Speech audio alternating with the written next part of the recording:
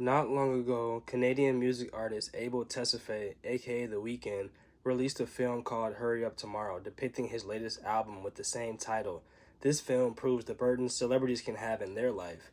Abel had the courage to show the impact of the music industry, where he dives in on the ups and downs of how it really is while being at the top. This shows Abel being vulnerable to the world. I believe many people need to see it. We often hear celebrities admit that they wish they weren't famous anymore for their own reasons, rather it be little to no privacy, mental health struggles, or their freedom being taken away.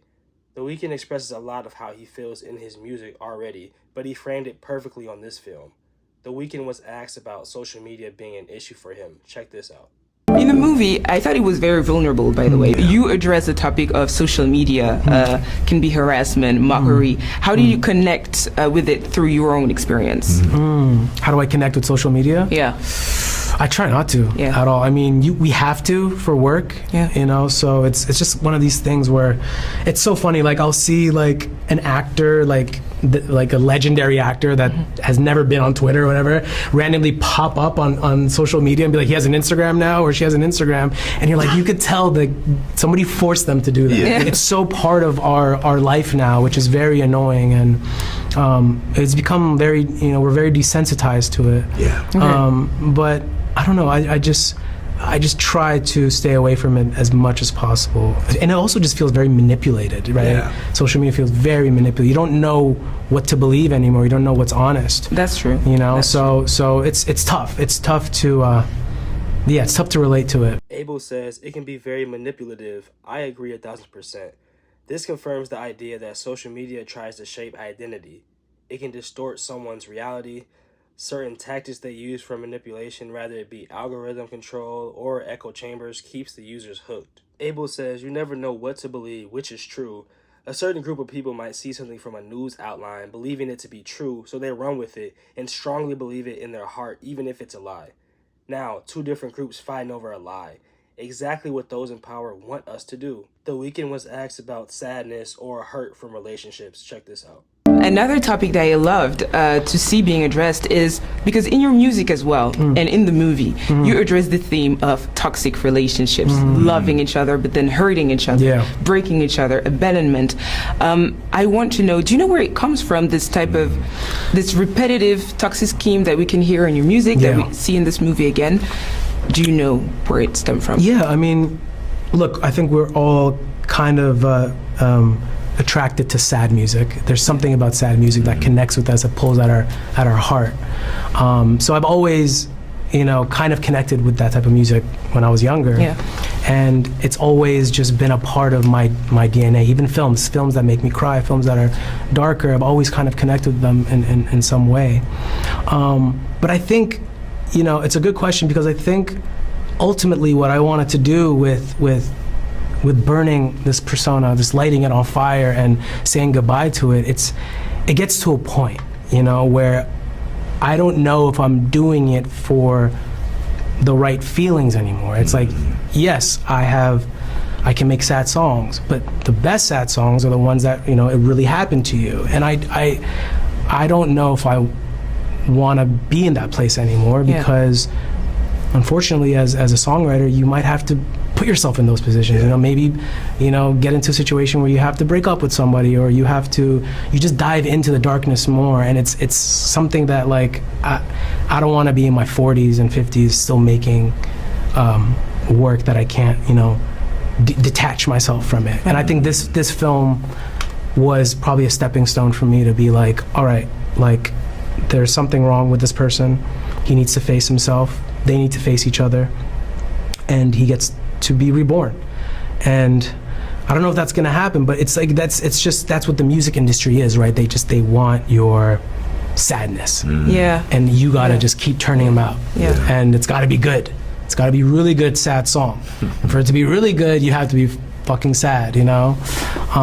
So I don't know. I think hopefully this is the first step to. That's what I was going to ask you, because there is this scene where you literally purify yourself with fire, and it symbolized the end of the weekend. So what can we expect next then? Well, I got a tour to do, so I can't completely. It can't be completely, or no one's gonna buy tickets. No. I look. I think it's not the first time I've been reborn. It's not the first time I've kind of shed the skin. I remember when I had my crazy hair, like that Basquiat hair. And one day I was like, to my team, I just want to cut my hair off. Yeah. It's uncomfortable. And they're like, no, don't do that. That's who you are. I was like, well, cut it the next day. Yeah. You know, because I don't want to be handcuffed to a persona, right? So it's like that with this. You know, it's like I want to just. It's like my version of cutting the hair off. I want to just burn whatever is lingering that obviously was triggered by that night where I lost my voice. You know, there's something obviously deeper happening where telling my body to just slow down. And it could just be a hiatus. It could just be me being like, just stop overthinking, you know, stop working. You did it. You did it. I mean, you see it in the movie. He has everything. Yeah. He has a stadium full of fans. He has, you know, people that you have it all, you know? So be grateful for what you have, and what's that in gluttony? Don't be gluttonous. Abel talks about how we all have something inside of us that pulls us into sad music, and that's true, because we all have some type of sad memory or just something that makes us feel down. And when we hear a sad song, it can make us feel like someone actually understands what we're going through. And I believe that's where Abel is coming from. He says, in the industry, you may have to actually put yourself into situations that will cause you to actually be hurt or to be sad in order to make sad songs, because if it sells and the fans want it, the label will make the artist do it. This is where little to no freedom comes into play as well. He admits how the labels want you to be in a sad and dark state just so the music comes out the best, but in other words, soak up your talent for profit. The Weeknd gives advice to be grateful and not to be gluttonous. Now, this is true. You can become greedy and forget that it's a blessing just to wake up. Abel talks about people stepping out of their comfort zone. Check this out. What would you say to all the people that are going to watch this interview and that are terrified to step out of their comfort zone, to try something that they never did before, afraid of critics, afraid of what people might say? What would be your advice? I don't know if I can give the best sound advice because I'm still very new at this, you know. I think that's okay, you know. I think, like I said before, failure is okay. Like, it's fine to just jump out there, do the best you can, because, you know, at the end of the day, like, to be great, you have to start somewhere. You're not going to jump out and be great at it. So go out there.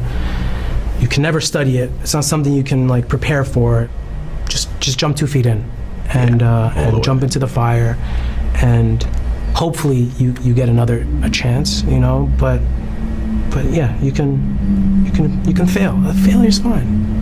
Failure's all right. That's okay. And like I said before, sometimes your failures are in silence. And sometimes they're broadcasted for the world, but it's the same failure. You know. The Weeknd is giving good advice again. This sounds like growth as a person. He said failure is okay. A lot of people might be able to relate, having doubts, and who knows, they could have really needed this message. Even though sadness is part of life, what Abel reminds us is that it doesn't have to define us. What really matters is that no matter what you start, whether it's your art, your career, or even just working on yourself, you give it your best. That's how you turn pain into growth. This isn't the end of your story, so move forward. God bless.